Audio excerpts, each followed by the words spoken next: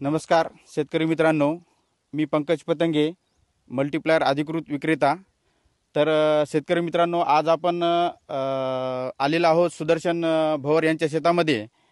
तर त्यांनी मल्टीप्लायरचा सुरुवातीपासून वापर केला आणि त्यांना त्याचे काय काय रिझल्ट आले हे आपण त्यांच्या तोंडून ऐकणार आहोत।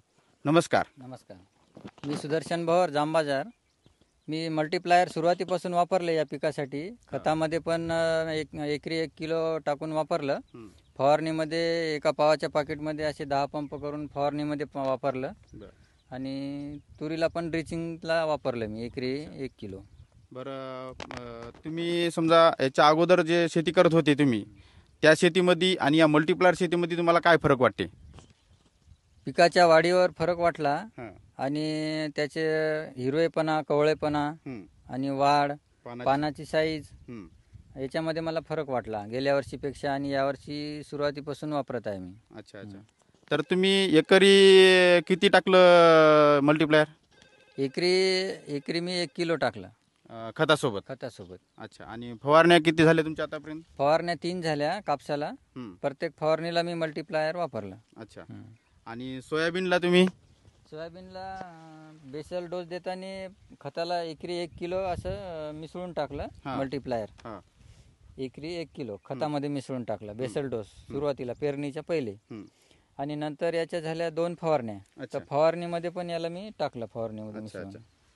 सोयाबीनची क्वालिटी शेतकरी मित्रांनो बघू शकता, मस्त सोयाबीन वाढले, पानं पण मोठे मोठे आहेत, शेंगा पण भरपूर लागलेल्या दिसतात, मुशा पण खूपच आहेत। आता बघा फुलं बसलेली आहेत, बघा हिडो दाखवा इकडे, शेंग पण चांगली आहे।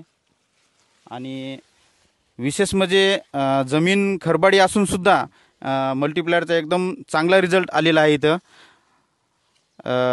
तुम्हाला आता काय अपेक्षित आहे बरं या सोयाबीन पासून? समजा किती उत्पन्न होईल असं अपेक्षा? मला गेल्या वर्षी एकरी 9 क्विंटल झालं होतं, तर आता 12-15 क्विंटल व्हायची अपेक्षा आहे जास्तीत जास्त। म्हणजे याच्याकडे पाहून कापसामध्ये झालं होतं एकरी 9 क्विंटल, यावर्षी पण वाढून होईल अशी अपेक्षा आहे। बरं, आता तुम्ही सांगितलं होतं मला की मागच्या वेळेस आमच्या शेजारी एक कापूस लावलेला आहे 8 दिवस अगोदर। चला तर आपण ते कापूस पाहायला जाऊ, या इकडे। हा कापूस आहे त्यांचा, पाते फुलं मस्त लागलेली आहेत। किती तारखेची लावगण आहे तुमची? 26 जूनची लावगण आहे। 26 जूनची लावगण आहे। अच्छा अच्छा। तुरीमध्ये पण मस्त वाढ झालेली दिसायली। तुरीला ड्रिंचिंग केली मी। तुरीला ड्रिचिंग केली, समजा तुरीला ड्रिचिंग केली आणि फवारणी सुद्धा केली। वा वा, छान। कापसामध्ये तुम्ही समाधानी आहे समजा? कापसामध्ये समाधानी आहे। अच्छा अच्छा, पण समाधानी आहे। हां हां। तर आता यांच्या शेताच्या बाजूचा आपण प्लॉट पाहण्यासाठी जात आहोत।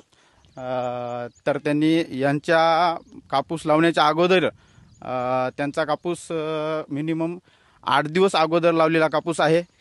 तर आपण पाहू शकता, हे प्लॉट जे दाखवता आम्ही, हे 8 दिवस अगोदर लावलेला कापूस आहे। 8 दिवस पहिले लावला नाही? 8 दिवस पहिले। ते सांगा।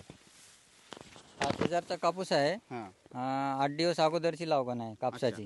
तुमच्या कापसाच्या अगोदरची 8 दिवस लावगण आहे। आणि याला मल्टीप्लायर नाही, बगर शेणखत त्याने एकरी 2 ट्राले शेणखताचं रान आहे। अच्छा। पण मल्टीप्लायर नाही त्याच्यामध्ये। तर तुम्ही स्वतः पाहू शकता काय कंडिशन आहे ते कापसाची कंडिशन आणि आपलं मल्टीप्लायर वाला मल्टीप्लायर टाकलेला कापूस। अच्छा। तर शेतकरी मित्रांनो, जे आता तुम्हाला प्लॉट दाखवले आहे ते त्यांनी त्या शेतकऱ्यांनी एकरी 2 टाल्या शेणखत वापरून सुद्धा त्यांच्या कापसाची कंडिशन ती आहे। आणि विशेष म्हणजे 8 दिवस अगोदरचा कापूस आहे। तर आता सुदर्शन भवरच्या लागूनच धुऱ्याला भिडून असलेला कापूस आहे ते। आणि हा सुदर्शन भवरचा कापूस आजच्या कंडिशनला पाहिलं तर बरेचशी अशी वाढ झालेली आहे आणि त्यांच्या सोयाबीनची पण अशी बरीचशी वाढ झालेली आहे।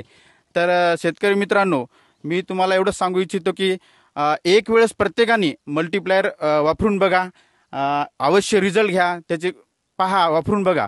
तर तुम्ही इतर शेतकऱ्यांसाठी काय सांगू शकता?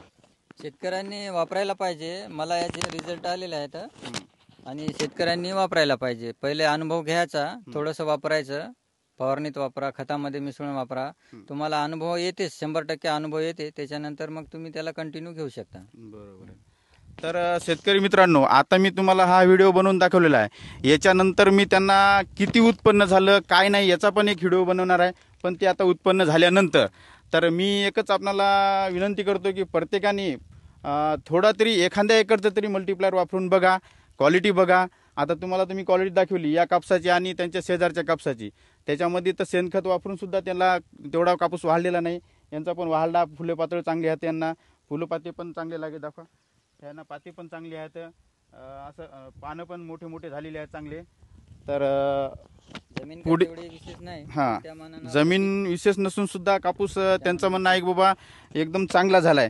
कारण दरवर्षीपेक्षा यंदा त्याला समाधानकारक आहे. समाधानी आहे यावर्षी. असं हो, इतर शेतकऱ्यांनी वापरायला पाहिजे. वापरायला पाहिजे. बरोबर आहे. तर अधिक माहितीसाठी संपर्क करा. मी पंकज पतंगे. माझा मोबाईल नंबर आहे 93 59 110 333.